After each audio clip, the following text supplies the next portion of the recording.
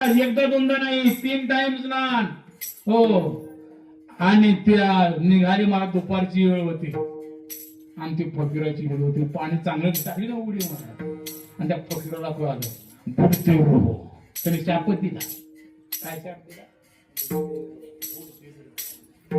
बाहेर आलं अंगाची कावाची लाई लाई लाई व्हायची आणि वरी हो परत उडी मारायची.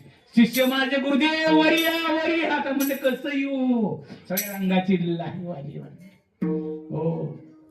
त्याने अनुष्ठान मानलं महाराज. कुठं हो कसं अनुष्ठान मानलं का सांगू का? आपले वावडे असते ना, वावडी खेडेगावला वावडी जवारी करण्यासाठी वावडीच ना हो.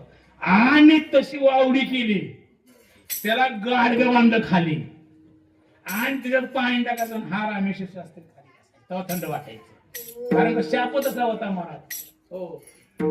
आणि त्या टायमात अनुष्ठान मांडण्यासाठी कुठं आले महाराज? अनुष्ठान करण्यासाठी माऊली पैसे आले आणि माऊलीने सांगितलं माझं कोर्ट बंद झालंय, आता तुकोबरायांचं कोर्ट चाललंय हो. आणि तुकोबरायांचं कोर्ट चाललं म्हणल्यानंतर तो आले निघाले महाराज शिष्य. मग तुकोबराय म्हणे वाढत कुठं आहे ते? भामचंद्र डोंगर साधनेला गेले आणि त्यांच्याकडे गेल्यानंतर एक अभंग पाठवून तुकोबराय अभंग दिले हो. शत्रू मित्र होती व्यंग्र न खाई सरपटाय. कारण तो अभंग दिल्याबरोबर ते रामेश्वर शास्त्रीने वाचला गेला अभंग आणि वाचल्यानंतर तो अभंग अंगाचा जो दैवत होता तो कमी व्हायला. पहिलं चरण, दुसरं चरण, तिसरं चरण, चौथं चरण वाचल्यानंतर अंगाचा ध्येय झाला. आणि त्या टायमामध्ये रामेश्वर शास्त्र सांगितलं हो म्हणे रामेश्वर भट्ट तुझा तुका विष्णू नाही तुझा आरती वर्णन आहे. तू गीता तुलनेशी ब्रह्म तुकाशी आले म्हणून रामेश्वर चरणी मस्तका ठेविले आरती तुकाराम. तुकाराम तुकाराम नाम घेता काटे ऐसे तुकोबा सामर्थ त्याने केला पुरुषा.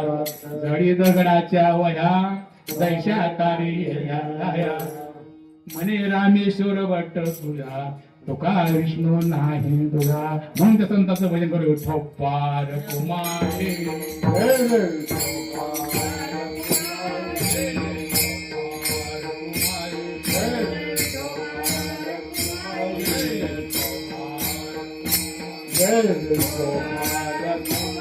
जय डोबार कुमार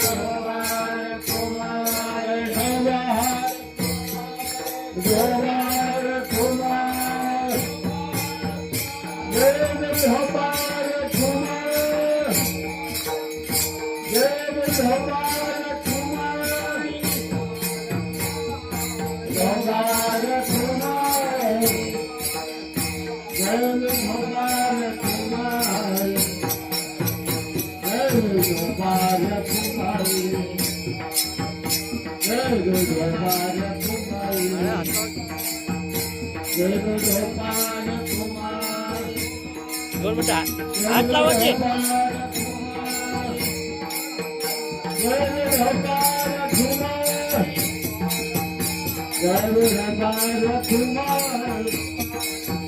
जय